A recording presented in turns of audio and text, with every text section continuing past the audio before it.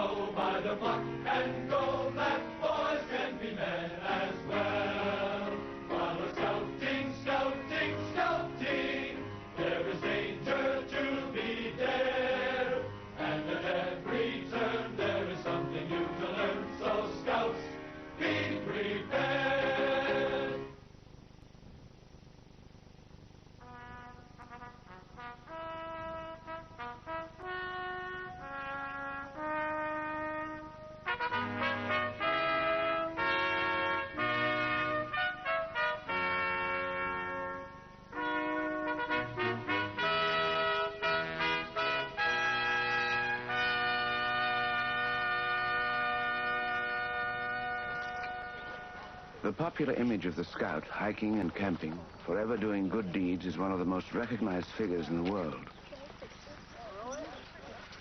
Despite its familiarity, most people's perception of scouting remains superficial. The Scout program provides an opportunity to influence the development of young people. It is an opportunity that has been used and often misused to shape the values they will carry with them as adults. Today, Scouting is a vast organization devoted to promoting brotherhood among the youth of the world.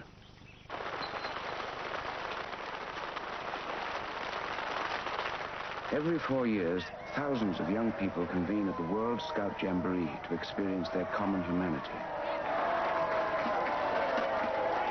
The World Jamboree celebrates decades of Scouting history and tradition that have their origin in the imagination of one unusual man. You've come from long distances to meet me. I'm very grateful to you for it. I'm so grateful that I haven't turned on the rain as usual. He was proclaimed Chief Scout of the world, and for over 30 years he led a devoted multitude of Boy Scouts and Girl Guides. But I thank you very much indeed for coming. Best of luck to you. Good camping to you all.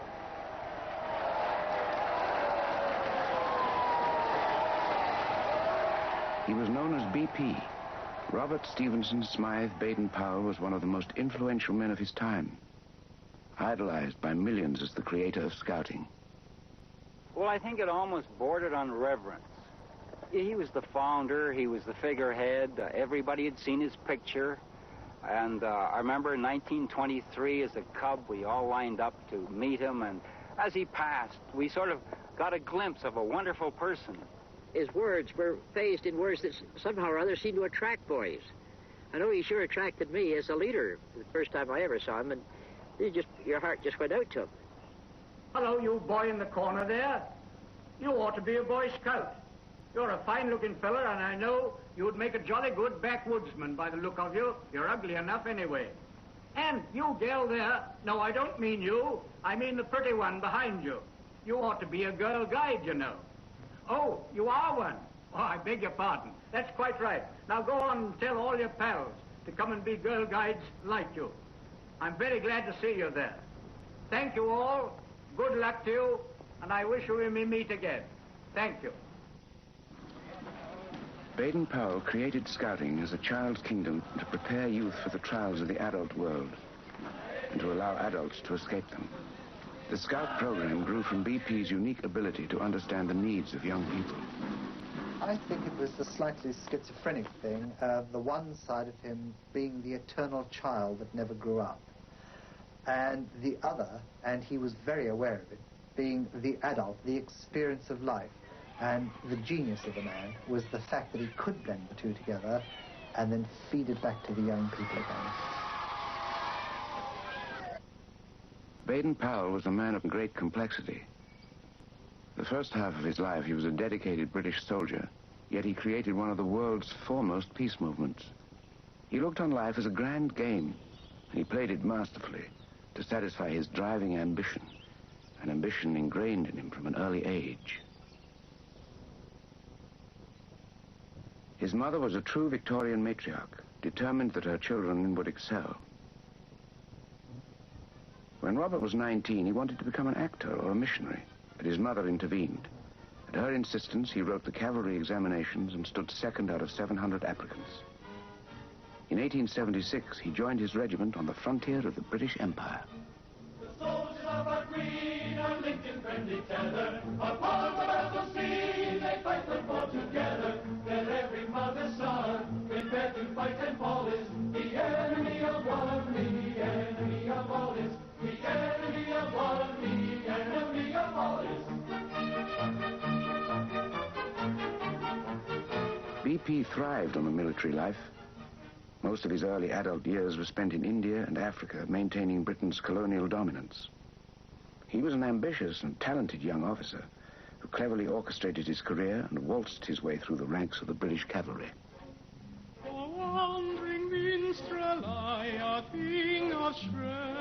BP often drew attention to himself as leading player of the regimental light opera, but socially he remained a loner. Baden-Powell's first love was a solitary life, pursuing his own adventures. By the mid-1890s, he had achieved a considerable reputation as a cavalry scout. The challenges and dangers that were part of scouting allowed him to escape the regimentation of military life. Never one to pass up an opportunity, Baden-Powell compiled his thoughts on scouting into a training manual for soldiers. To ensure his talents were recognized, he sent autographed copies to every important British commander. By the age of 40, he was a full colonel, the very image of the pride of the British Empire. He's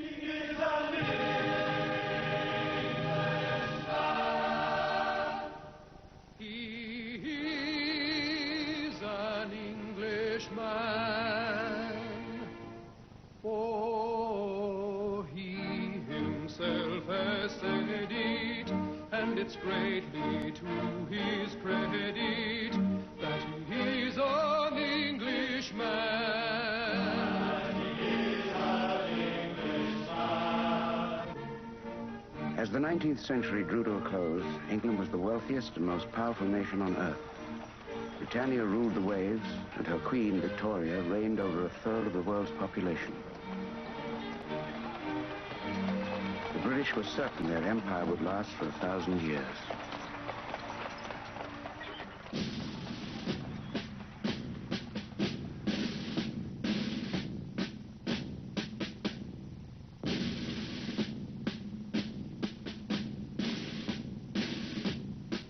But in the fall of 1899, the small South African Republic of the Transvaal shattered the empire's facade of invincibility.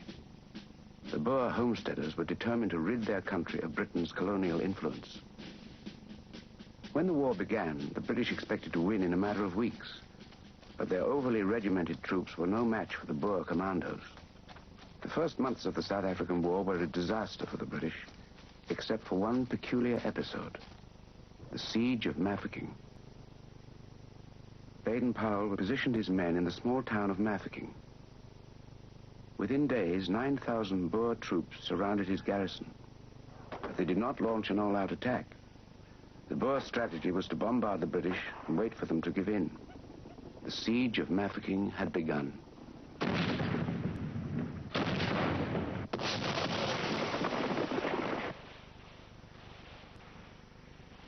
It was a battle of endurance which Baden-Powell turned into a game of deception and bluff. To trick the Boers, he had his men dig minefields sown with dummy mines. He created the illusion of a large force by frequently moving his troops from one outpost to another. To relieve his weary soldiers, the boys of the town were enlisted into a cadet corps to run messages and provide sentry duty. He kept up morale by organizing a series of Sunday concerts with himself as ringmaster. The British held music hall comedies while the Boers looked on from the hills. From a military standpoint, the Siege of Mafeking was insignificant, but it had an undeniable effect on the people of England. Realizing the public longed for a hero, the British tabloids sensationalized BP's antics into epic proportions. Baden-Powell was seen as a symbol of British courage and heroism. Unknown to BP, he was becoming a national celebrity, and the defense of Mafeking a rallying point for the Empire.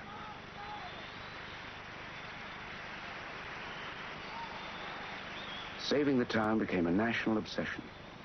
Volunteers flocked into the military. Back in Mafeking, there was little to get excited about. The siege settled into a tedious routine. The Boers gradually lost interest in the town, and most of their men were sent to more important action. By the spring of 1900, the war began to turn to the British. Thousands of troops were arriving daily, and the race was on to save the defenders of Mafeking. Finally, after 216 days of the siege, a relief force reached the town. And when the news hit London,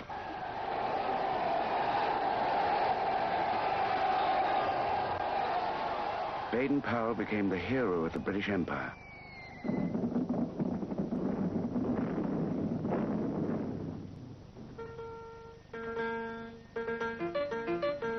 Hurrah, hurrah, let us laugh and sing. God bless Powell and the lads at Mafeking. Cheer, cheer, cheer, let the joy bells ring. Shout, shout, shout, relief at Mafeking. Say, say, say, oh, what Britons do, who fight for dear old England and the red, white, and blue. As a result of his immense popularity, BP was promoted to the rank of Major General. But his performance at Mafeking had earned him the mistrust of his superiors. They resented the notoriety he attracted while other men were dying in battle, and felt it foolish he had been trapped there in the first place. A few months after the siege, BP was relieved of his active command. Although his fame never faded in the public eye, the hero of Mafeking found himself relegated to increasingly ceremonial roles. In 1903, Baden-Powell was brought home to assume the position of Inspector General of Cavalry. But the England he returned to was entering a period of profound disillusionment.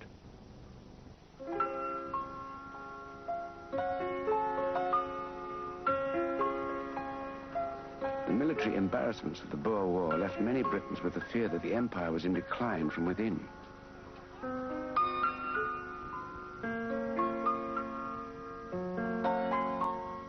One popular theory traced the roots of national decay to the boyhoods of British citizens. At the turn of the century, there were several groups dedicated to building character in boys and young men, the next generation of empire builders. The largest was the Boys' Brigade, which often asked BP to attend their public demonstrations. The brigade was created to instill discipline and true Christian manliness in boys through military drill and Bible study. While BP was impressed with the brigade's purpose and patriotic zeal, he was not impressed by the regimentation of its methods. Baden-Powell felt that a more imaginative program would attract more boys and go much further in building character in them. The hero of Mafeking found himself in a unique position to influence the youth of the day. A popular boys' magazine had run a series of articles based on his army manual, Aids to Scouting. The stories described his adventures as a frontier scout, and many boys emulated BP in their own scouting games. It occurred to Baden-Powell that some form of organized scout training would benefit boys and the empire. This insight came to him at a critical point in his life. In 1907, his term as Inspector General of Cavalry had come to an end. At the age of 50, Lieutenant General Baden-Powell was faced with retirement to the reserves. Acting, writing, and fine art were all careers he was contemplating. Without any firm idea of what his future would hold, he began to adapt Aids to Scouting into a handbook for training boys. Baden-Powell wanted the scout training to operate on two levels, the practical and the playful. To the boys, scouting was to appear to be an adventurous game, a game that would disguise its character-building purpose. To develop his new manual for good citizenship, BP researched contemporary theories of child development and borrowed extensively from the programs of existing youth groups. But mostly, he relied on his own insight into the behavior of youth. Baden-Powell realized that boys instinctively gang together, often creating their own secret rites and rituals.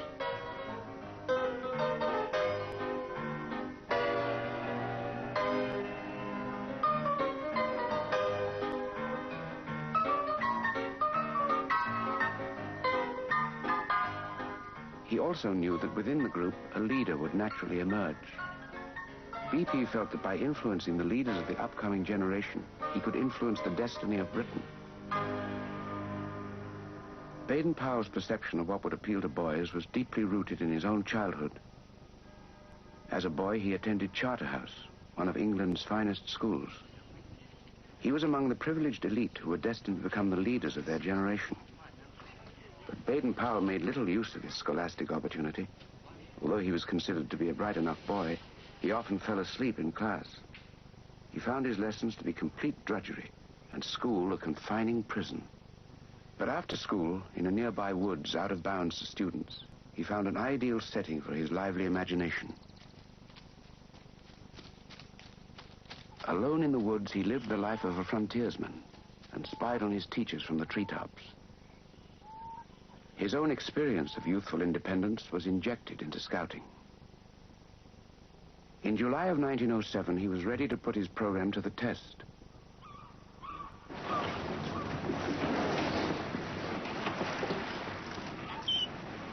He decided to conduct an experimental camp at the site of one of his own childhood adventures.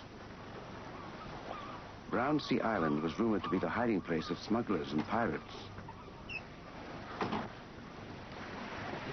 As a boy, BP had sailed around it with his brothers, often sneaking ashore to search for buried treasure. Now the island would provide an ideal location for the exploits of the first Boy Scouts. There were 10 boys from the working class, like from the Boys' Brigade, and there was 10 come from the colleges. You see, there was Lord Rodney's 3 sons, there was 2 Evans Loams, there was 2 Humphrey Nobles. You see, they were college boys. We all mixed together well. Well, I think it was a very happy time. We were just 13, 14 years old, began to look around much more and notice other people, and not really lived anything like such a closed life as we did. It was a very narrow life. But for scouting, meeting other people, learning things, really opened the world to us. BP brought the boys together and formed them into 4 patrols. He wanted scouting to appeal to all boys and promote harmony in England's stratified social system. He instructed the boys in camping, life-saving, and patriotism, all taught through stories and games. But the highlight for each patrol was the overnight camp they spent by themselves. That night, the boys had to make their own biscuits, scout style, in someone's coat. And when we got about 100 yards off of the castle along the sand, we pitched there to do this.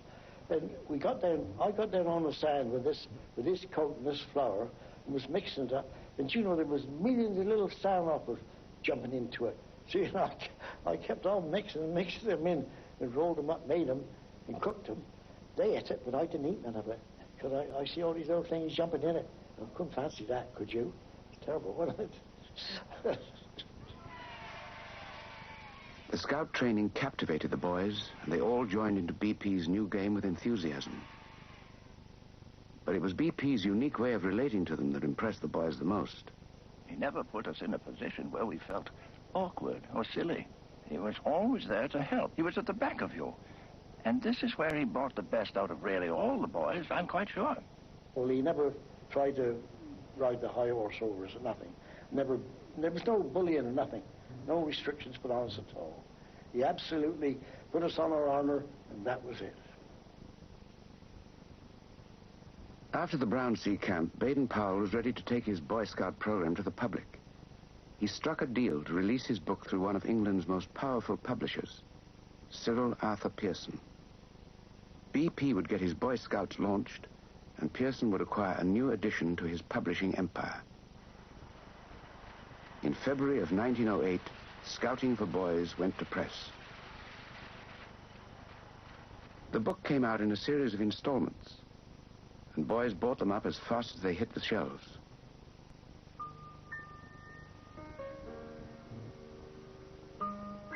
They read of a new child's kingdom and camping adventures under the stars. BP addressed the book directly to boys in language they could understand. Within its pages, he carefully diagrammed every detail of what it meant to be a scout. The training was presented as an imaginative game that any boy could play. BP challenged the boys to join the Brotherhood of Scouts, to take its oath and live by its laws. He gave them their own motto, be prepared. Across England, pants were cut into scout shorts, and broomsticks became scout staves. The scouting craze spread out of control. Trees were felled in city parks. Campfires dotted the landscape.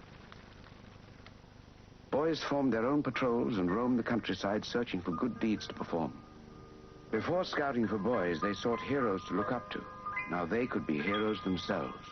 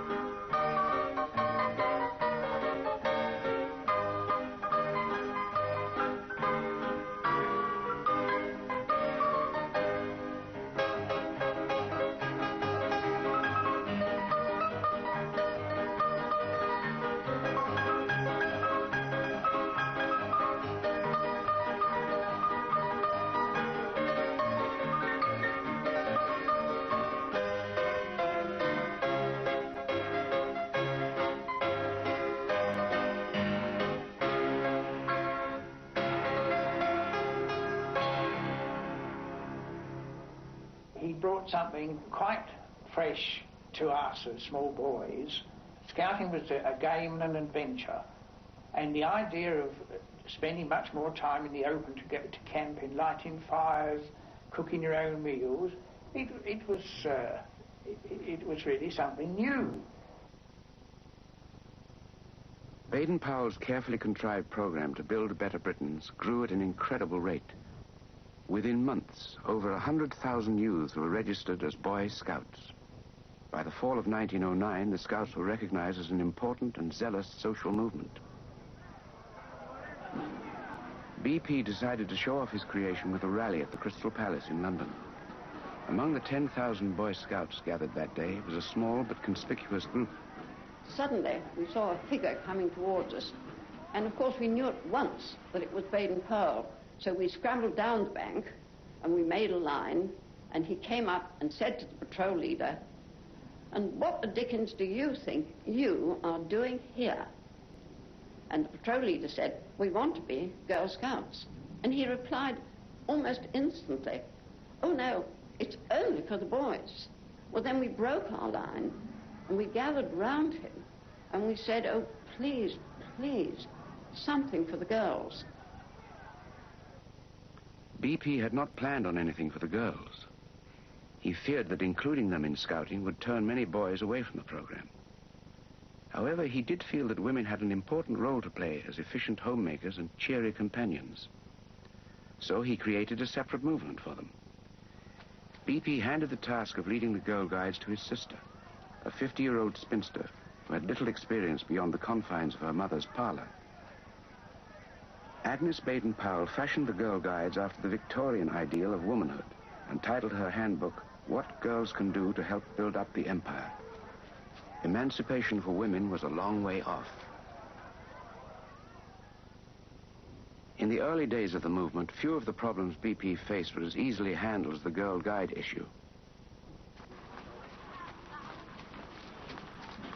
was constantly criticized for encouraging militarism in scouting. In Scouting for Boys, Baden-Powell asked the scouts to learn how to shoot and insisted they always obey orders.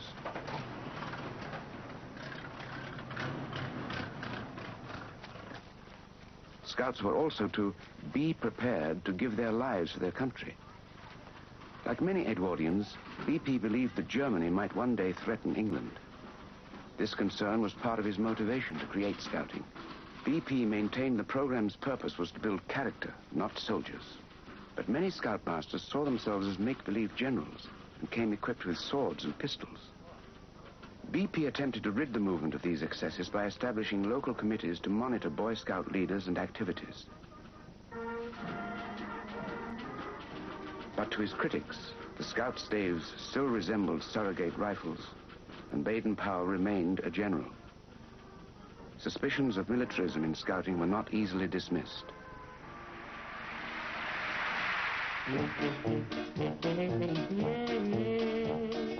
Perhaps the most bruising problem of all was the ridicule suffered by the boys themselves. Scouts soon learned that those who are open about their beliefs are also open to attack.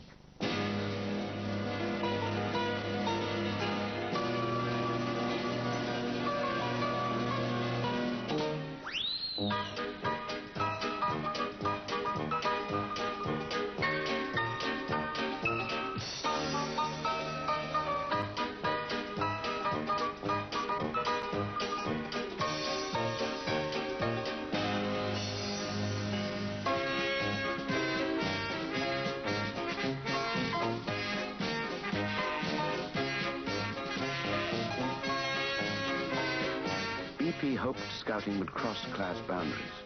But not all boys wanted to wear short pants and do good deeds. The principles of Scouting were most suited to the values of middle-class youth.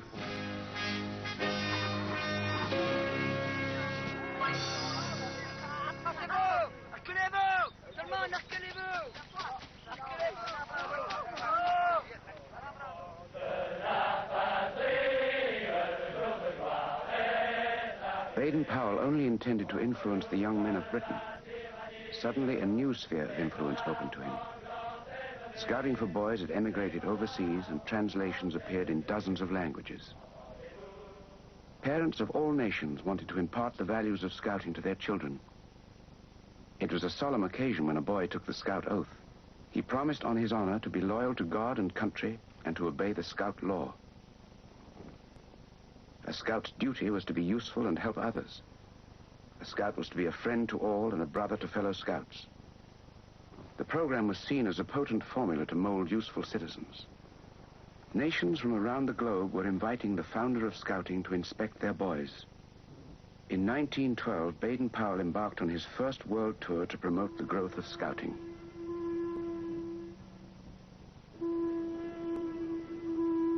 The ship would take him first to the Caribbean and then on to New York.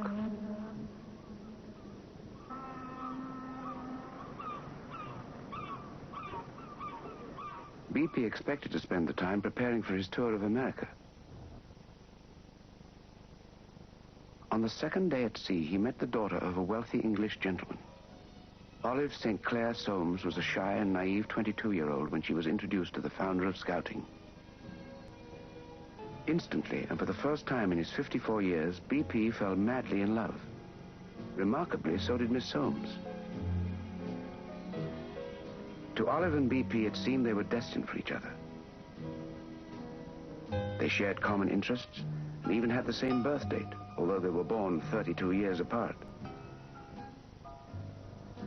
BP felt it was improper for a distinguished British general to be seen swooning over a girl half his age, so they kept their romance a secret.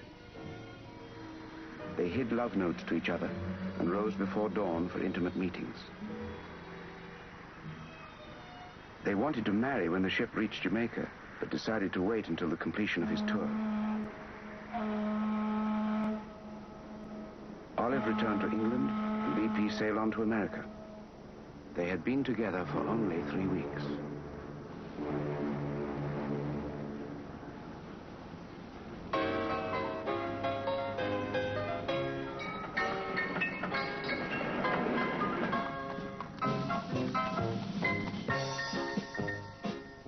Scouting crossed the Atlantic within months of its start in England, and the Boy Scouts of America were incorporated in 1910.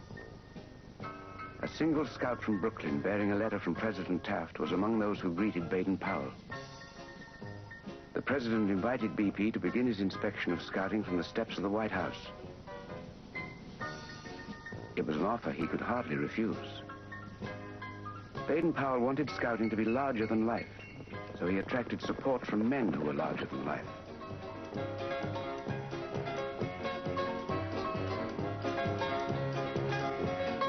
BP had cleverly referred to the exploits of Teddy Roosevelt in scouting for boys, and the former president had adopted scouting as one of his pet causes. Beyond extolling the benefits of outdoor life, BP's program coincided with many values of the time. Scouting reinforced the traditional American virtue of service to the community. BP skillfully camouflaged the chore by presenting civic duty as the challenge to perform a daily good turn. It was one of the attractions that made scouting contagious. I recall one incident that illustrates that. One day in school, I was in the 6th or 7th grade, a notice came in for all boys in the room who were scouts to report at the office. There was some special occasion, some reason for that. Every one of us got up and left the room with the exception of one lad. He was from a rather prominent family too, but he hadn't joined the scouts. He did shortly after that.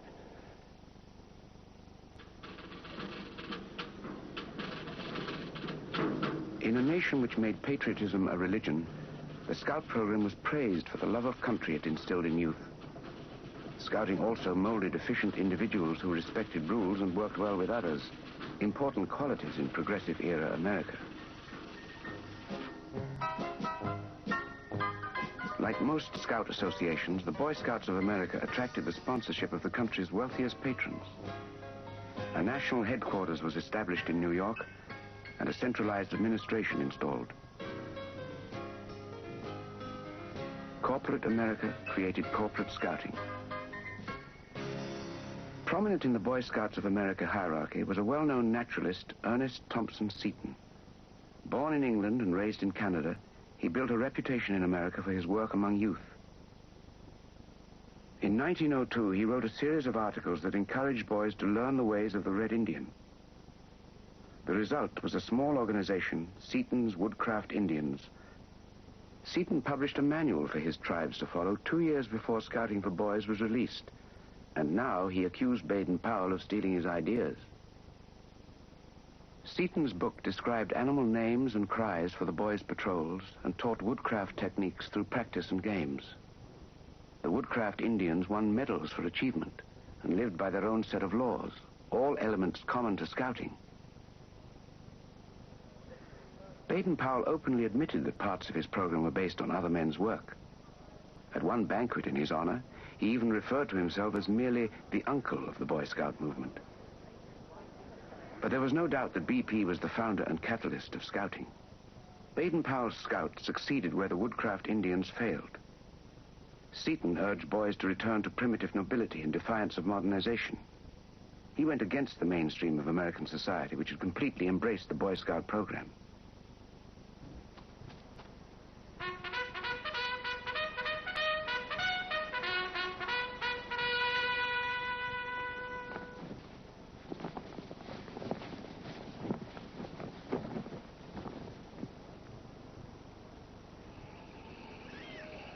The developments in the United States were paralleled wherever BP went. His tour took him to the Pacific Islands, the Orient, New Zealand, Australia, and Africa. But scouting was not the only thing on his mind. Throughout his tour, he and Olive maintained their romance by mail. Olive waited 6 months for BP to return to England.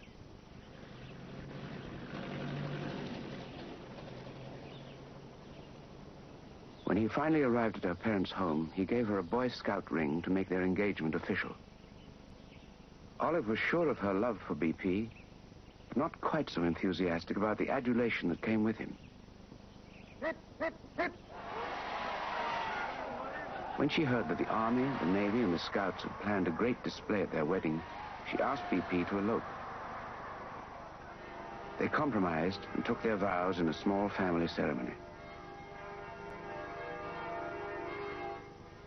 On the very day of their anniversary, Olive gave birth to a son, the first of their 3 children. They named him Peter, after their favorite play, Peter Pan. The events of the past few years were a period of remarkable change for Baden-Powell. In the wake of his world tour, he reappraised his view of scouting's ultimate purpose. By 1914, BP began to perceive of the Boy Scout program as a way of fostering brotherhood among the youth of the world.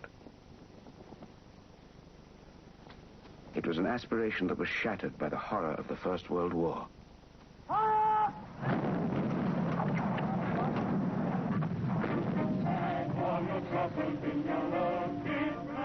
The same intense nationalism which had led so many nations to adopt the Scout program also led to the First World War. When fighting broke out, Baden-Powell asked his Scout leaders to mobilize their senior boys for immediate action. In Baden-Powell's view, the men of peace-loving countries were bound by duty to defend against those nations who failed to share the brotherhood ideal. Among the first wave of volunteers were 150,000 former Scouts who quickly learned the harsh realities of trench warfare. Defending the ideals of peace became Baden-Powell's obsession throughout the war years. He wrote 2 books, Marksmanship for Boys and Quick Training for War. On the home front, he had his Scouts run messages for the War Office. They filled in wherever they could, replacing men who had left for the front. They guarded bridges and patrolled the coast. Some even lost their lives under enemy fire. When the war began, the Boy Scouts were America's largest uniformed force. They proved their value during the Liberty Loan drives, raising over $350 million for the war effort. But the image of the Scout, always prepared to serve his country, was a useful propaganda tool as well.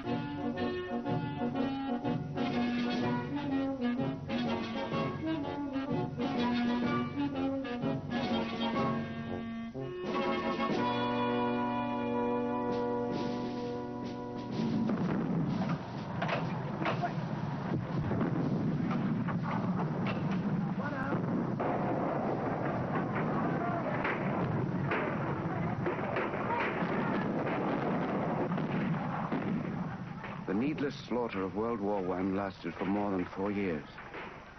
Millions of volunteers died in the trenches. When they were gone, millions more were conscripted to take their place.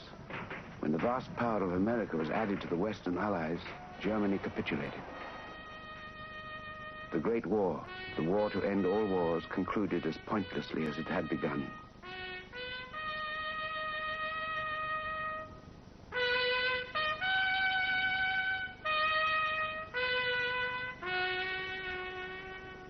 No one was left untouched by the war, but few people were more affected than Baden-Powell. There was an eerie quiet in the Scout meeting places. During the growth of Scouting, BP made close friendships with hundreds of young men. Now they were gone. BP never denied that it was the duty of men in peace-loving nations to defend their countries. But now he took it upon himself to ensure that the youth of the world would never again have to respond to a call to arms.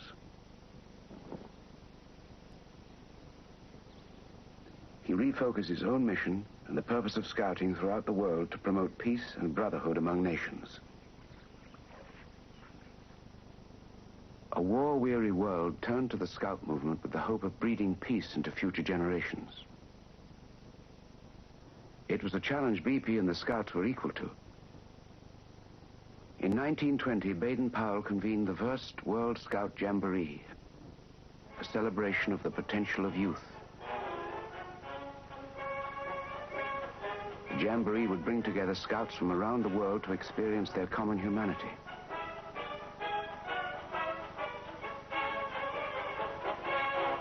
BP had little faith in the League of Nations. His hopes turned instead to the young. He felt he could influence the boys and impress his moral code on their generation. Scout mythology records that on the last day of the Jamboree, a single boy approached Baden-Powell and gave him the title Chief Scout of the World. In reality, BP had suggested this distinction for himself years earlier. The post-war years brought an important development for the Girl Guides as well. Olive Baden-Powell established herself as an enthusiastic leader and was acclaimed World Chief Guide. Throughout the 20s and 30s, the Baden-Powells traveled the world to promote the growth of the Scout and Guide movements. Together, they campaigned to encourage international brotherhood. BP had a very clear purpose for his Scouts. I think he really did feel that Scouting could expand throughout the world, because what he was saying to people is, it doesn't matter whether you're Chilean, it doesn't matter whether you're Mexican, it doesn't matter whether you're Indonesian, Australian, British. There was no reason why a moral code shouldn't extend across frontiers to foreign countries, because he'd lived in that sort of environment all his life. He really did believe that if he could get enough people to be Scouts in other countries following the same laws as each other, that there must eventually be world peace. Baden-Powell's vision for Scouting was not unusual for the times. In the decade after the war, plans for peace were greeted with optimism. BP's efforts were among the most promising. In 10 years, his following had increased tenfold, surpassing 1 million. They represented every race and religion of the world, and they were eager to follow the word of the Chief Scout. And now I would ask you to listen to your promise and think it over as you've never thought before. You promise, on my honor, your honor, mind you, to do my best, to do my duty to God and to the King, and to obey the Scout law. Will you do your best? Answer me.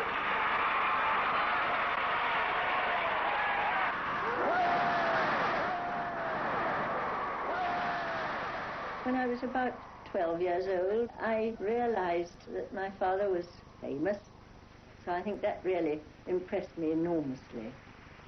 That's Dad. That's just Dad. Look at them all of them praising him like this and cheering him, and well, this is remarkable, because he's really only just Dad to us. Now, well into his 70s, BP enjoyed the exuberant companionship of his son Peter and daughters Heather and Betty. When the Chief Scout relaxed, he remained true to form.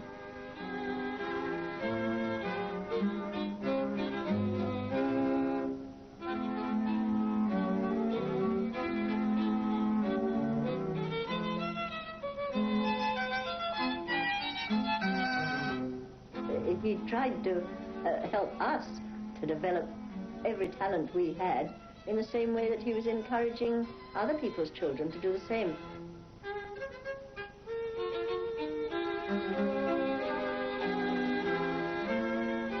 I think it was jolly useful for him having us, because he was able to try out ideas on his own children. If they worked with us, well, then they'd work with other people's kids. And there's no doubt at all that his greatest joy was having a family life. My father and mother were the most devoted couple you could imagine. Mum rather ruled him in a way over his physical welfare, just as though he was a small boy. He used to behave like a small boy, and he'd pretend to cry and grouse and say, I don't want to put on a sweater, I'm not cold. And she'd say, now come along, darling, behave yourself. And they'd have some sort of a silly play as though he was just a naughty small boy. They were great fun in that way. They played up to us in the most amusing way together. Now I'll say a word to you who are parents. We try to make these boys and girls into what we call the 3 H's. That is, happy, healthy, helpful citizens. And you will find if you send your boys and girls to the Scout or Guide movement, we help the schools. They teach them knowledge in order to succeed in their examinations and so on, and we teach them character so that they may succeed in life.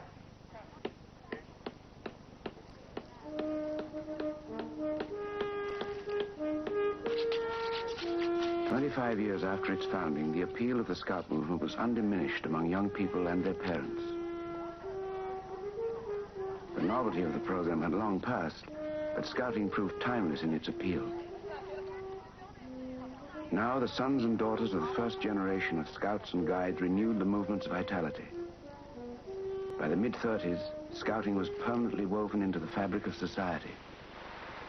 That was hard work getting this badge. I'll say it took me a year and 8 months.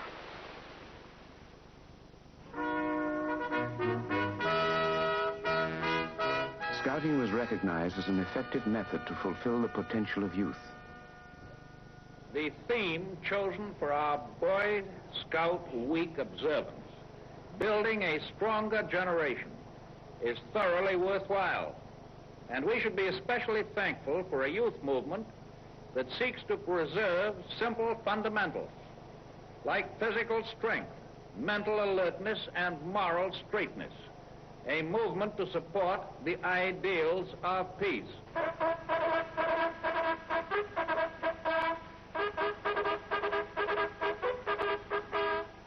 Baden-Powell's drive for peace reached a crescendo in 1933 at the 4th World Jamboree in Godolo, Hungary. It was Scouting's largest celebration with over 25,000 participants from 32 countries. The 20s had been a period of prosperity and hope. Now all nations were overwhelmed by the Great Depression. The darkness of totalitarianism was descending on the world as the Scouts celebrated their Festival of Youth.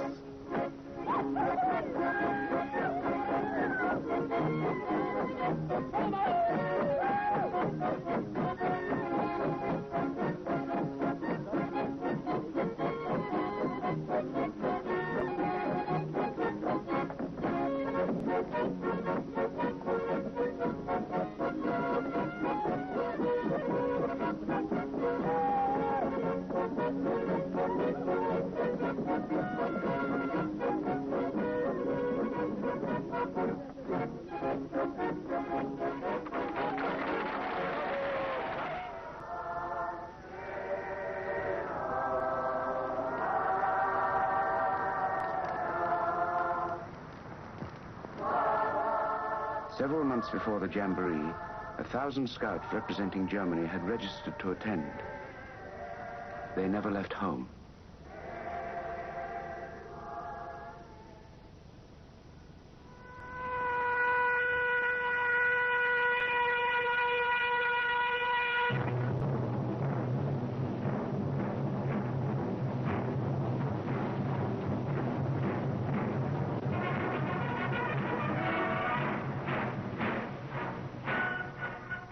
Hitler became Chancellor of Germany, he banned the Boy Scout movement. Membership in the new Hitler Youth was compulsory. Hitler's program for young people was modeled directly on Scouting, but with a different purpose. His principal aim was to indoctrinate the upcoming generation with Nazi ideology. In his version of the Scout Oath, the Hitler Youth promised to sacrifice their lives at the whim of the Führer.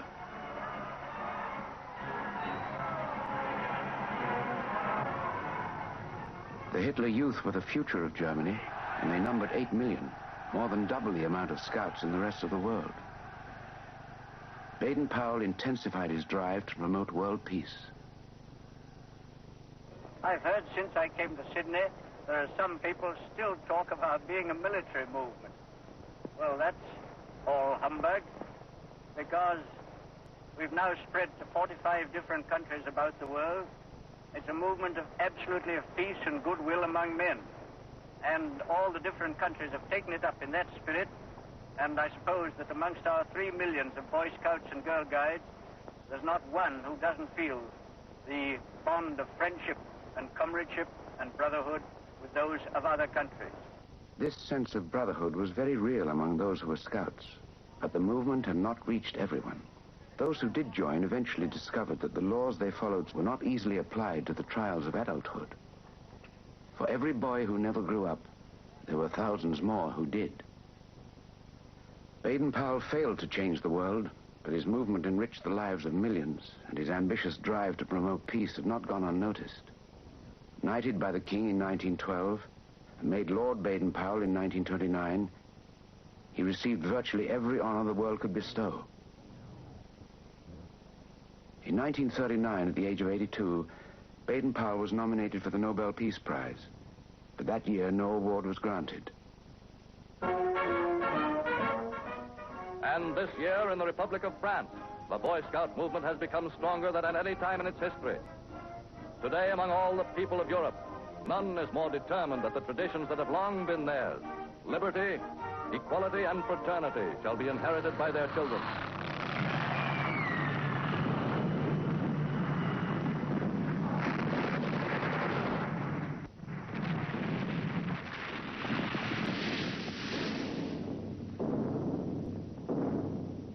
Oh, he was shattered. There's no doubt about it. He was very, very disillusioned and very upset.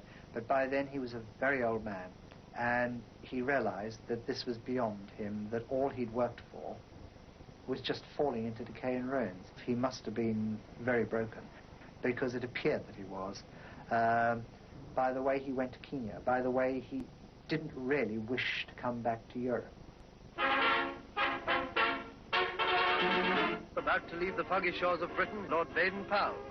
I wish you were going with me, a lot of you, not only to see the place, but to settle there in that happy country. So come along in your thoughts if you can't come of yourselves. And you'll remember that there are crowds of your brother Scouts out there ready to welcome you. And so from fog into sunshine went this amazing veteran who never seems to grow any older. Baden-Powell spent the last 2 years of his life at his retirement home in Nairi, Kenya. He never lost faith in his movement, and he never stopped urging the Scouts to renew their brotherhood when the war was over. I can remember his peacefulness. He was very peaceful by that time, rather resigned to being out of things and leaving things to other people. Guilty to not being in it, but realizing that, of course, at his age, he couldn't do it. He wasn't physically very comfortable by that time. He had several ailments that were rather uncomfortable, and so I think he was really getting very ready to go and very contented to leave to others the job that he'd started, realizing that they would be able to carry on very well indeed, thanks to his inspiration.